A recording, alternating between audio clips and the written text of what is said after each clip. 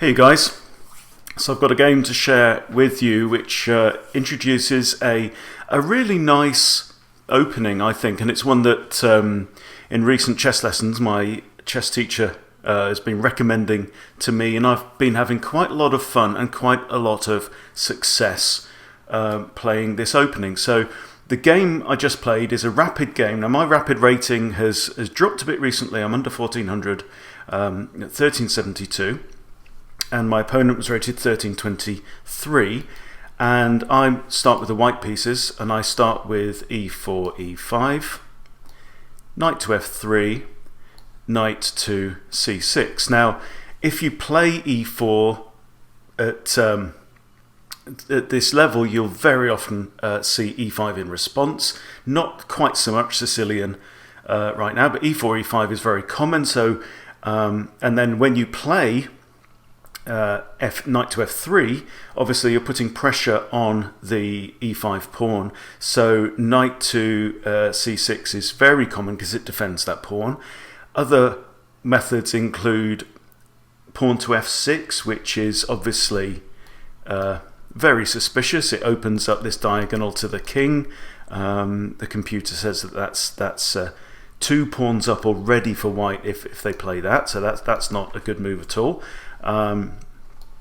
Another one that you may see is d6, but then this runs into the problem that you've blocked off the diagonal for your dark squared bishop. Okay, so knight to c6 is a very common, very flexible opening. Now the Scotch game then continues with d4. Now what this does is, I mean, it's not really a gambit. The pawn can be taken, but the pawn is defended. The pawn on d4 is defended by the knight and by the queen, so there are lots of ways to proceed.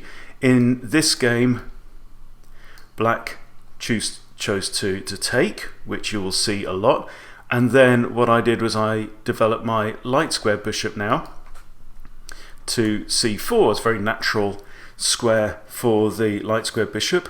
I've already developed my king's knight, and so this knight, because there's no d pawn now, this knight could then go here to g5 and there threaten to go to f7, or the bishop come into f7. So there's a very real risk there for black. So what we're doing here, this is now the Scotch Gambit. Okay, so the Scotch game is playing d4.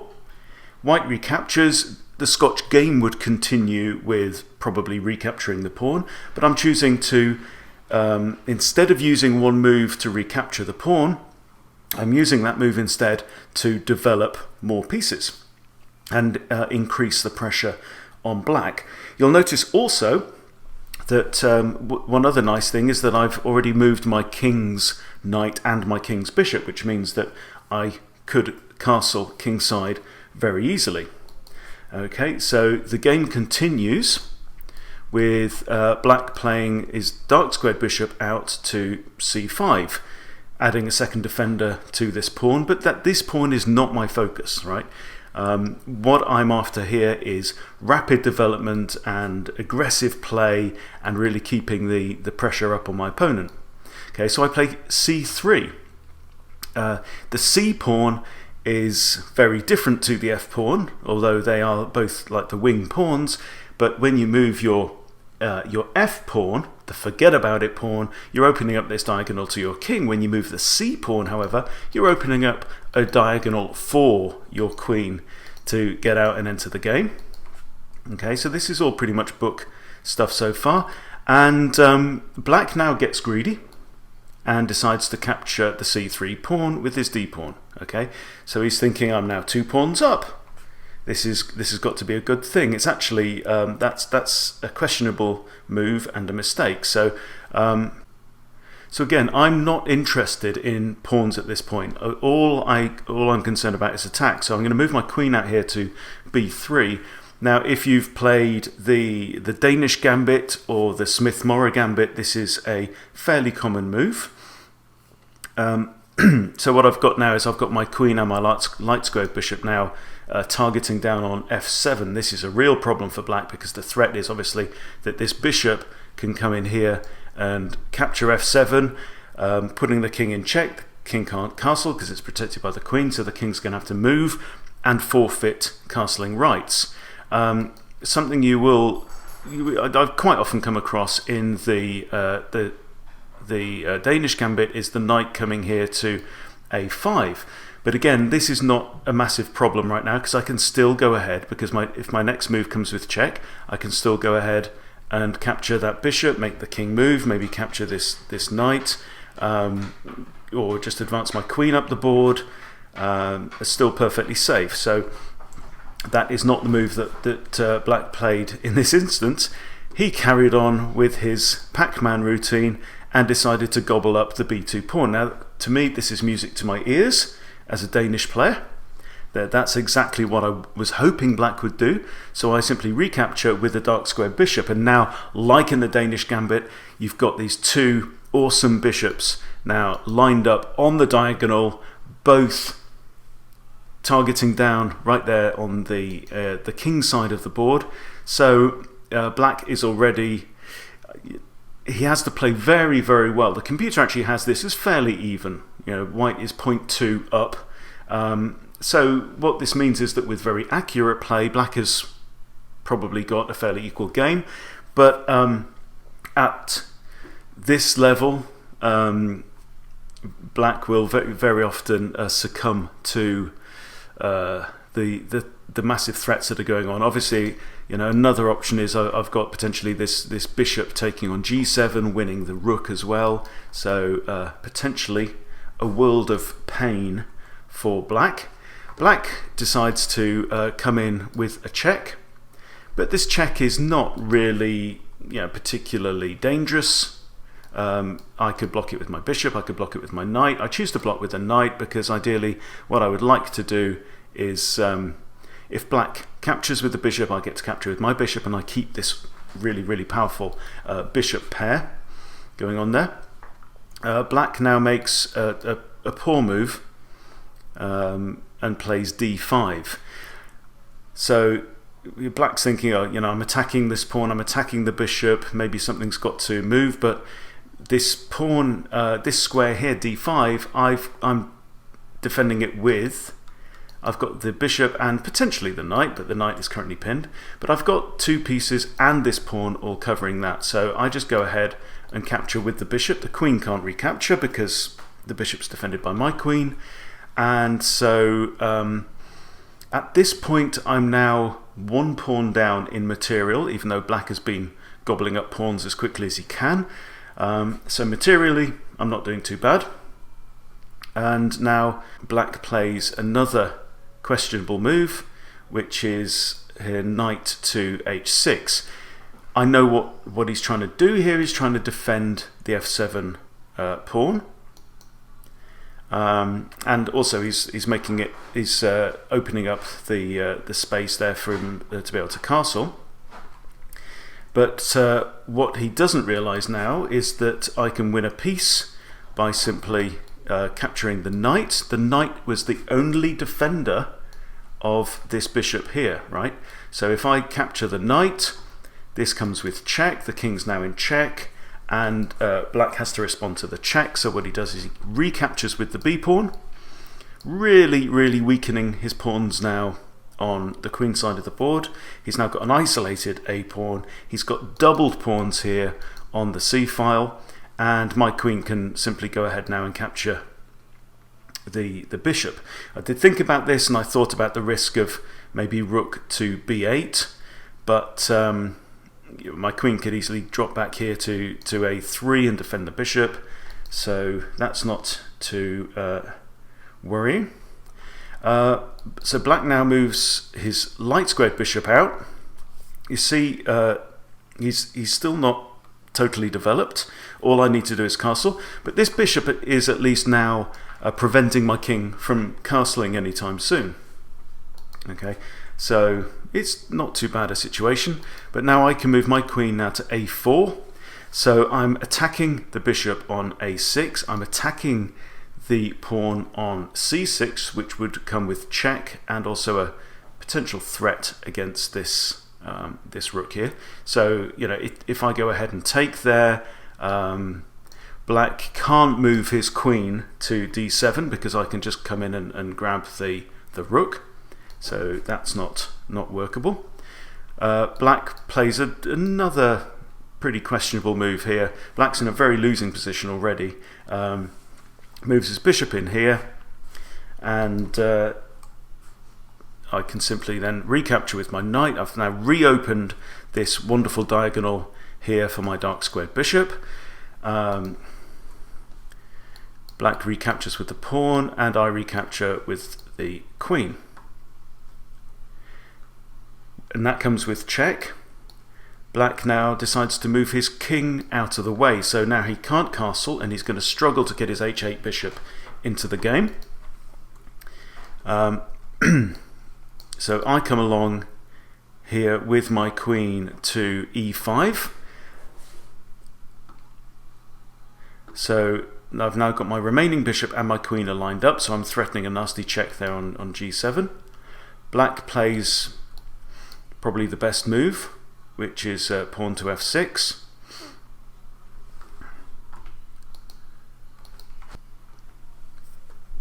So I keep up the pressure. I move my bishop, which is currently undefended there on b2 and slightly vulnerable. I move it to a3, where it's still technically undefended, but it comes with check. And now black moves king to f7. Now my next move now is d5, and I did think about this for a while. The computer actually says that this is a blunder, but I'm thinking, okay, black has lost his castling rights. I am a full piece up. I've got a bishop on the board, which black doesn't have. So, for want of a better move, I decided to do the check and probably force an exchange of queens, which is what actually happens. So this probably wasn't the best way to proceed, but black takes and I recapture. And what black is now able to do actually is move his h rook, or either rook could have gone there to e8, and that puts me in check, and I don't have a good way to, I can't block it without the blocking piece simply being taken by the rook. So I am forced to take evasive action with my king. Now I did consider here moving maybe king to d2, but that could then have run into rooks coming over to one of the rooks coming over to the d file, and I'm going to struggle again to defend. So I decide to move my king to f8 with ideas of maybe moving this pawn forward, hiding my king in there, and then releasing my h rook, which is not too bad. So I'll show you pretty much how the rest of the game goes. Black improves his knight to a better square. I play g3. Black moves his rook down, and I move my king there to g2. This is black is not playing all the best moves, but he really is very, very short of ideas at this point. And I decide to move my bishop here, where it can defend maybe if I push this pawn forward to a3, and it's also defending this key pawn here on f2, because I'm realizing that black has the option of bringing his knight in to e3 with check, and the pawn cannot take because this pawn here on f2 is currently pinned. So moving my bishop there, it's improving the position of my bishop, and adding an important defensive role as well. Black moves his rook over to c2 to attack the bishop, but I have a good response, just block that there. Black now moves his rook over to b2.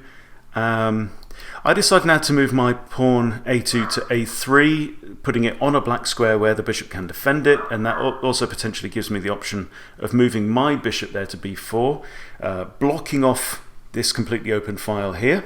We have two open files on the board, and black now moves his other rook over to e8, and I decide there's a free pawn, why not just grab the free pawn? Okay, black comes in with his rook to b7 to attack, and I move my bishop over here. I'm keeping it on this diagonal. I want to protect that important f2 square. Black now comes in with his other rook, again to e2, and I decide to threaten and just keep the pressure up and try and force something from black. Black here decides to take the rook, and I simply recapture. So what I'm doing here, because I'm ahead in material, I'm actually 4 pawns up because I have an extra bishop and I have that extra a pawn as well since I grabbed the other pawn, and this really is a pretty losing position now for black. He plays g5 and I decide to go in. I think I figure out it's pretty safe because my bishop is now covering the e3 square from preventing the knight from coming in. If the knight comes in and bishop takes, rook can't recapture because then the pawn is unpinned and can capture the rook. So it's all starting to look pretty bad for black. Comes in and attacks my knight. I'm not too bothered because I have a free check anyway.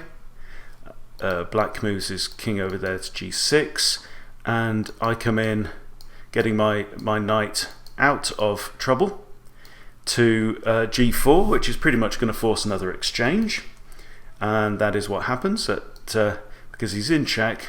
Next move I can take the knight anyway, so black takes the knight, I recapture with the pawn. It's breaking down my pawn structure, but I figure that I've got an extra bishop on the board. It's a wide open board. I've got to be in a very good position here. Black comes along and pins my bishop on the rook. Now potentially I could move my bishop there to b6 or to d6, breaking the pin and also defending the rook. But in the game I decide just to push the pawn forward. Black moves his king over here to attack my pawn there on h4, but that doesn't concern me because I can now come in, grab another pawn, putting the king in check and defending my h4 pawn and also breaking the pin on the bishop. This is pretty much a forced move, I think, and now my rook simply comes back there to c7, and there's a couple more moves in the game. Black comes in again to attack the loose pawn, but I'm not concerned about that because I can just go ahead and push my pawn up the board. Black plays a poor move, decides to go ahead and get the pawn, and I go through and queen, and really that is the end of the game.